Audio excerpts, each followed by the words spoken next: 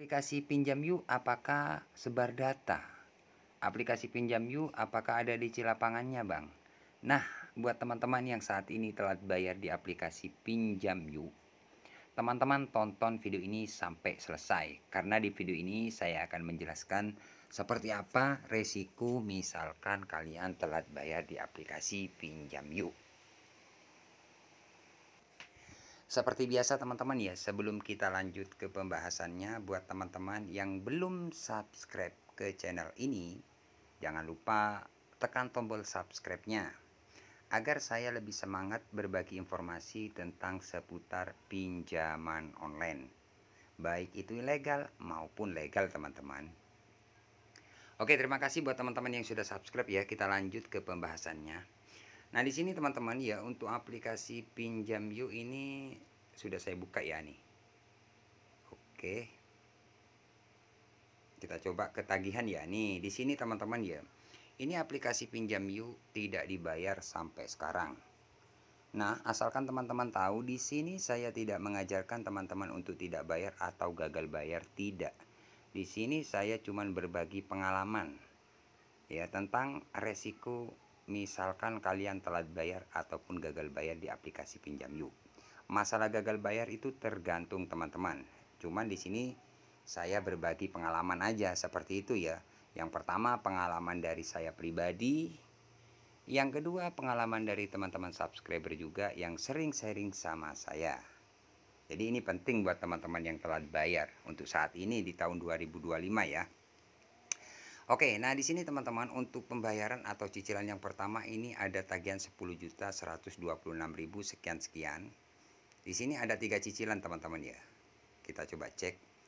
Nah, ini teman-teman ya, cicilannya 1 2 3. Ini sudah stop di 10.126.000. Untuk pinjaman awal dulu ya bukan 10 juta karena keterlambatan jadi mencapai 10 juta. Tapi ini sudah stop di 10 juta. Nah, di sini teman-teman bisa lihat tanggal jatuh tempo tanggal 26 Juli 2024 ya.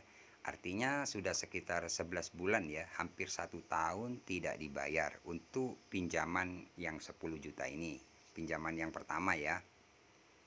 Nah, untuk pinjaman yang kedua di sini teman-teman 9.600 sekian.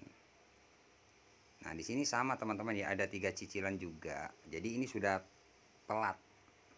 Tapi ini sudah stop di 9.600. Jadi buat teman-teman yang masih belum paham untuk bunga pinjaman, misalkan teman-teman telat bayar, soalnya banyak teman-teman subscriber yang bertanya, "Bang, untuk bunga sampai kapan?" Ya. Apa kalau kita nggak bayar itu seterusnya bertambah? Enggak. Untuk bunga teman-teman, itu biasanya kalau pinjol, itu pengalaman saya dari aplikasi-aplikasi lainnya juga, ada yang 2 bulan, ada yang 3 bulan. Jadi kalau teman-teman masih belum bayar 1 bulan, 1 minggu, itu masih tetap berjalan untuk bunganya. Itu biasanya stopnya di 2 bulan atau 3 bulan. Jadi beda-beda, pinjol itu kebanyakan 2 bulan atau 3 bulan itu. Kalau teman-teman sudah lewat 3 bulan ke atas, 4 bulan, itu sudah nggak bertambah. Jadi sudah stop di segitulah gitu loh. Masalah bunga, besarnya bunga itu tergantung berapa besar pinjaman kalian, seperti itu ya. Oke, kita lanjut teman-teman ya. Untuk resiko yang pertama, kalau teman-teman telat bayar di aplikasi Pinjam Yuk, contohnya seperti ini. Sudah pasti teman-teman setiap hari itu di WA, dihubungi, di telepon. Itu yang bikin teman-teman panik, kebanyakan seperti itu. Karena setiap pertanyaan itu teman-teman, "Bang, apakah aplikasi Pinjam Yuk sebar data?" Jawabannya enggak. Cuman teman-teman itu merasa risih karena setiap hari di WA, di telepon, ya bahkan ada semacam teror seperti kalau Anda masih belum bayar hari ini terpaksa data Anda kami sebar atau data Anda kami salah gunakan. Nah, seperti itu resiko misalkan telat bayar. Apa benar data kalian mau disebar oleh pihak penagih? Sebenarnya enggak, itu cuma cara-cara penagihan mereka aja. Jadi resiko telat bayar itu teman-teman yang pasti itu diteror. Nah, apa yang harus kalian lakukan? Yang pertama-tama teman-teman harus kuat mental. Jadi mental kalian harus kuat. Karena kalian setiap hari akan di WA, telepon kayak gitu. Sampai kapan bang kita diteror? Biasa, ya tergantung ke teman-teman. Kalau teman-teman berani kayak di video-video saya misalkan diteror, kalian teror balik aja. Kenapa kok seperti itu, Bang? Iya, karena DC pinjol itu mencari orang-orang yang panik dan takut. Kalau kalian berani, nggak bakalan berani dari pihak penagih itu neror kalian. Ya, kalau kalian lihat video-video saya, kalau saya diteror, saya teror balik. Ya, bahkan saya kerjain. Nah, jadi akhirnya dari pihak penagih, wah nyerah gitu loh. Makanya buat teman-teman yang telat bayar, yang nggak mampu bayar, kalian harus berani menghadapinya. Jangan asal takut-takut aja. Ya kalau kalian takut wajar lah. Nggak usah dibalas, nggak usah, nggak apa-apa. Direspon nggak usah. Jadi diamin aja, itu aja teman-teman. Cuman kalian harus kuat mental karena kalian akan diteror dengan cara sebar data, data mau disalahgunakan seperti itu. Nah, jadi untuk aplikasi pinjam yuk itu aman, tidak ada sebar data. Kalaupun teman-teman dapat WA diancam sebar data, itu hanya gertakan atau teror. Neror seperti itu teman-teman. Jadi makanya teman-teman kuatin mental. Kalau kalian gak kuat mental, kalian bisa belajar dari video-video saya agar mental kalian kuat. Seperti itu. Jadi ini salah satu contoh gak dibayar sampai sekarang aman, gak ada sebar data. Cuman terornya waktu telat 1 minggu, 2 minggu, 3 minggu sering banget dapat teror. Tapi nyatanya sekarang sudah stop teman-teman. Ya mungkin teman-teman kalau telat bayar itu biasanya ya sampai 1 bulan, 2 bulan, bisa sampai 3 bulan. Tergantung kalian aja gitu loh. Makanya kalau kalian berani, gak bakalan berani dari pihak DC pinjol neror kalian gitu. Jadi aman teman-teman ya. Kemudian untuk DC lapangan, Bang, aplikasi pinjam yuk apakah ada DC lapangannya? Kalau dari saya pribadi belum ada teman-teman. Belum ada DC lapangannya, cuman DC penagih itu ada. DC penagih ada.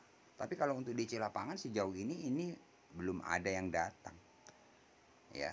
Tapi kalau teman-teman telat bayar biasanya memang dapat WA DC hari ini mau meluncur ke rumah Anda atau ke tempat kerja, bahkan dikirim foto, dikirim surat kayak gitu kan lewat WA.